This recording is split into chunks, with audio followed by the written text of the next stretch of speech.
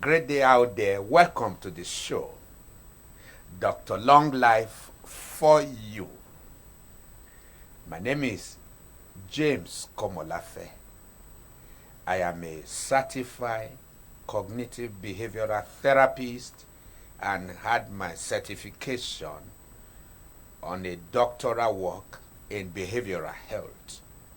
So I'm here this morning from the Cyber Resources Intervention Center, Wuse Abuja, to let you know that you have all that it takes to live young, long, and strong, courtesy of the behavioral checks. So, welcome to the behavioral checks segment. In this episode today, I'd like to show you the behavioral symptoms leading to sudden collapses. Last time we emphasized the fact that on very many occasions, people wanting to walk their way through what they constructed found themselves in collapses which they never budgeted for. So, what are the symptoms to look out for to know whether you are on a course to sudden collapses or not? We also established the fact that although we call it sudden, but on very many occasions, sudden collapses take a procedural train and trend within before it suddenly happens without. And you know, to foreknow is to be forearmed. What you know will help you to flow so that you can follow better your personal lifestyle procedures and manage well your daily experiences. So what are the symptoms that could lead to sudden collapses? You all know that when your brain loses oxygen, then that's a journey, fast journey to sudden collapses. An individual can faint when the brain loses oxygen. And what could cause this? Internal factors and then external factors.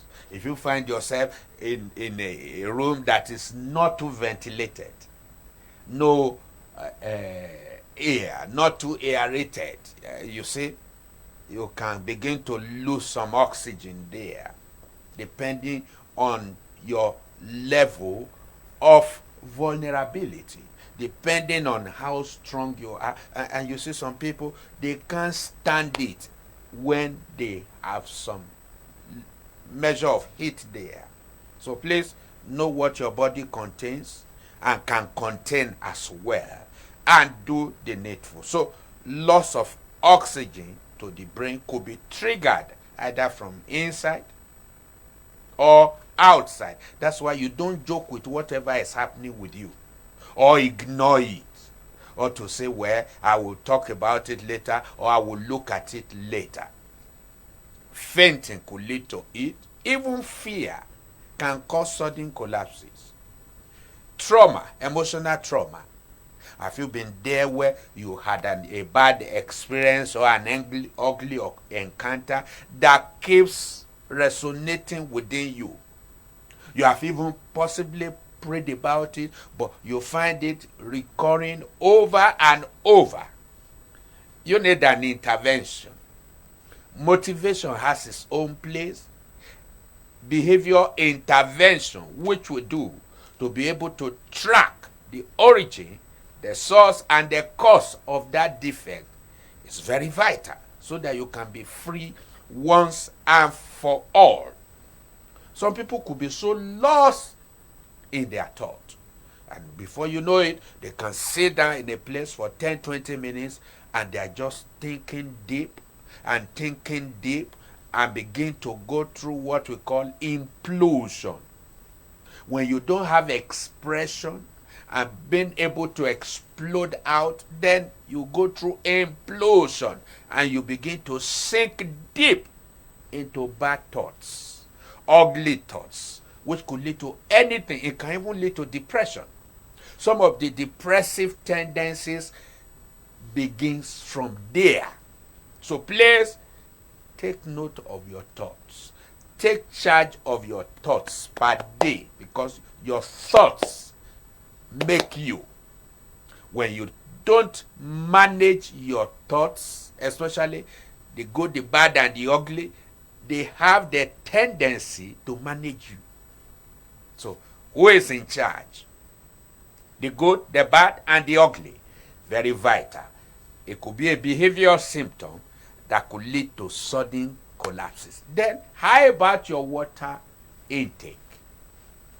When you are dehydrated, it could lead to sudden collapses.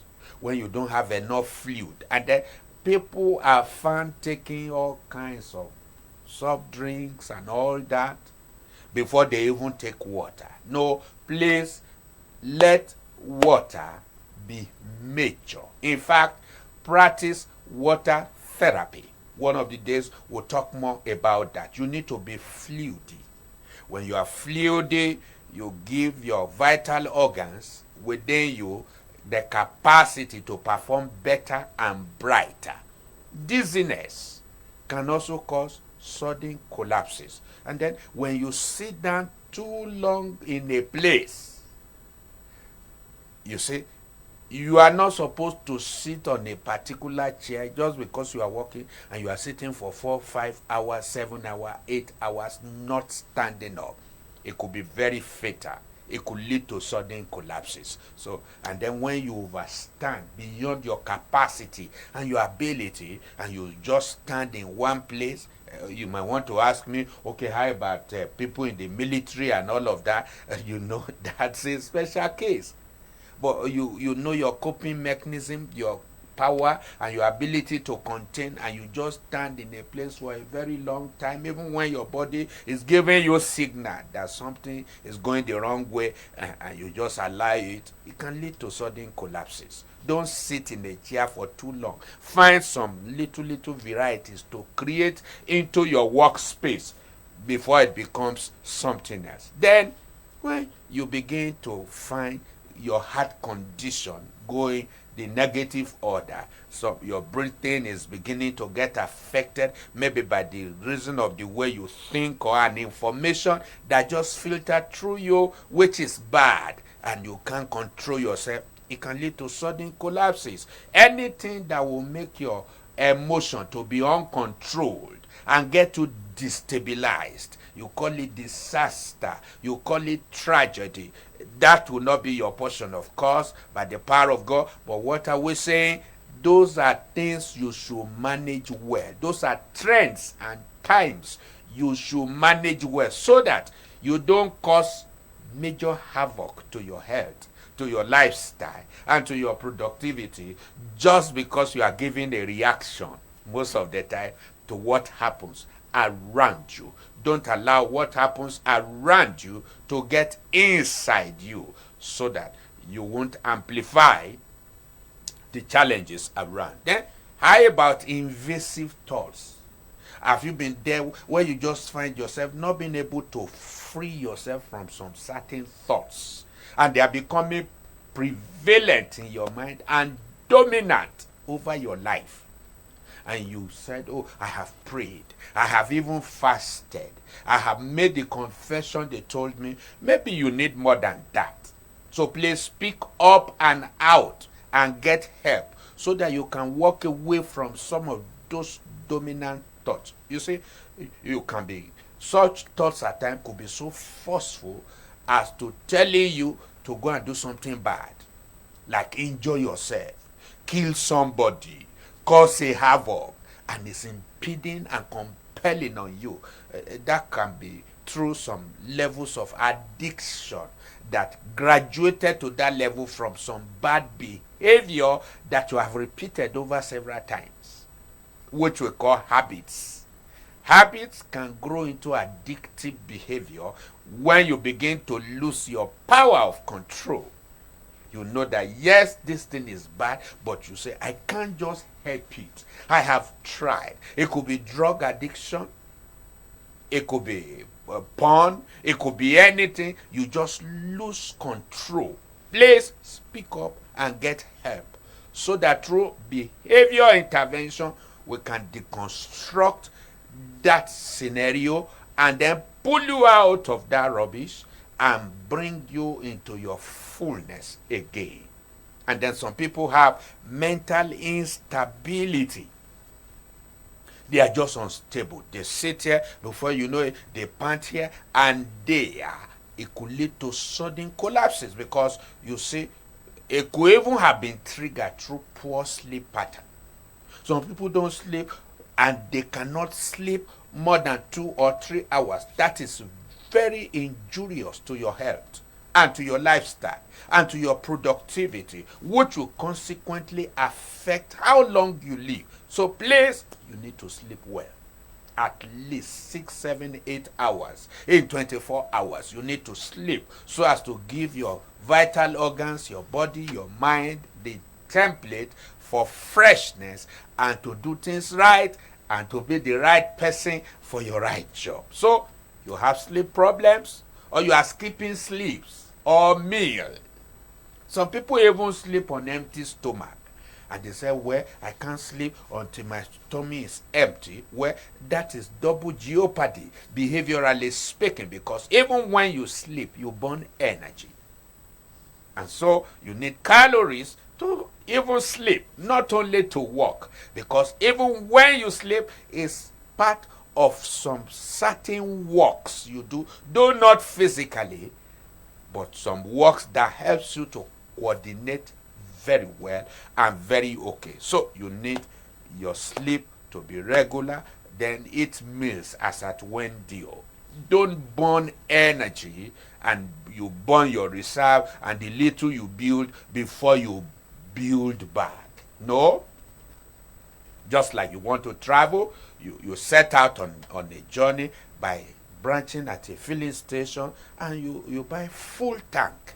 Then you proceed on your journey. But these are our days. People begin their day empty stomach in the morning, empty in the noon time, and they only wait for evening before they eat a mountainous food. No. Please build energies that you burn on a daily basis and keep the reserve intact so that you can be fresh, you can be cool, and you can be calculated on a daily basis. How about worries and anxiety? They could lead to sudden collapses, especially when they begin to weigh you down and you are becoming so nervous and becoming nervous wrecked. It could lead to sudden collapses, because even the thought and the contemplation of your mind, the bad imagination will weigh you down internally, and before you know it, something bad can happen. Dangerous adventure. No food, yet you are doing heavy work. Or to say, well, I can still manage on.